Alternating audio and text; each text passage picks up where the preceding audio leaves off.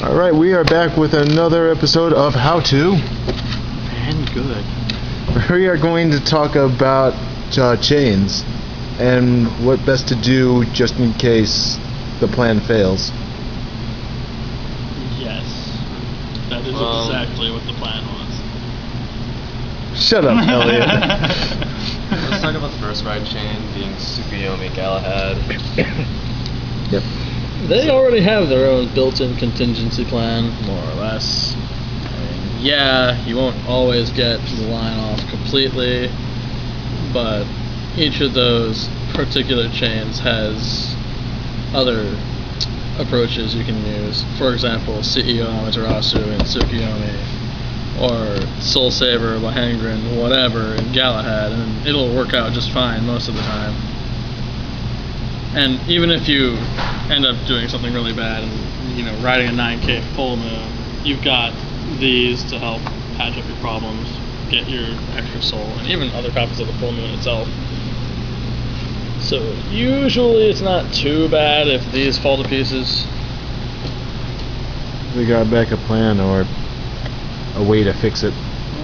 And then we have the next ride chain, which we don't have. We don't have on us for various reasons, but Microsoft Word has helped us with that. It's the Blau Kruger, Amber Dragon, Blaster, Dark. All those things. To be honest, if you don't get the grade 1 there, you're dead in the water.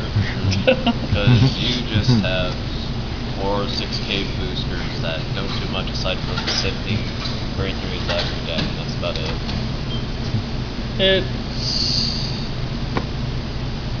You can play more of the grade 2 just to make sure you get that 11K ride off, but you're still minus 1 card, and that kind of bites, unless the deck in question has some kind of advantage engine to it, and only Shadow Paladins and Kagero do, really.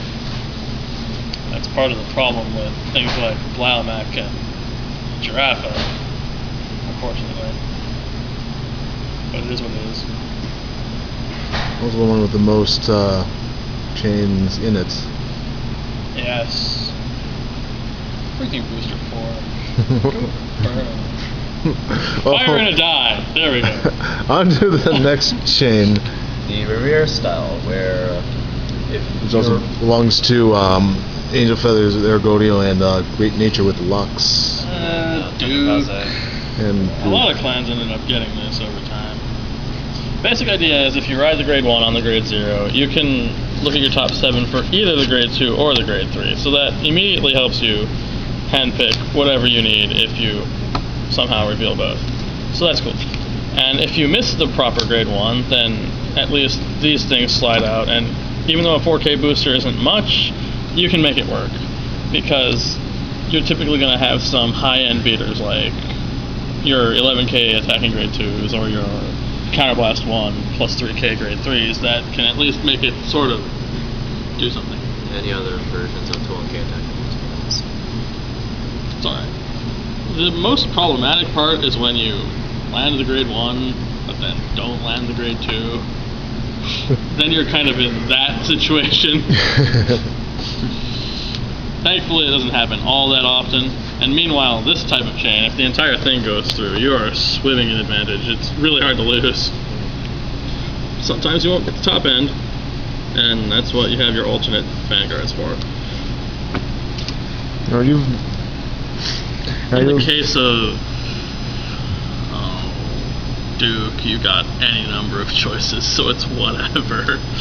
You've also mentioned with this one anyway, the probability of just not running the rest of these in certain kinds of decks, where you would just go with the grade 3 and just roll with it. That does work for Shadow Paladins in particular, because Phantom Blaster Overlord doesn't require any of the little guys in there. He only needs the other Phantom Blaster Dragon in there. So you could just play a grade 3 Searcher when it comes out, and you get a more stable deck with better grade 1s. And overall it flows nicely.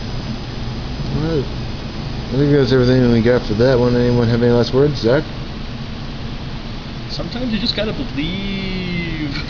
I believe in Riviere, and she comes out like 80% of the time. I piss you off so much with Very that. greater than her ability. I'm not sure how that works.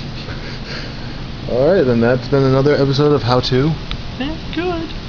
Alright, we'll see you all later.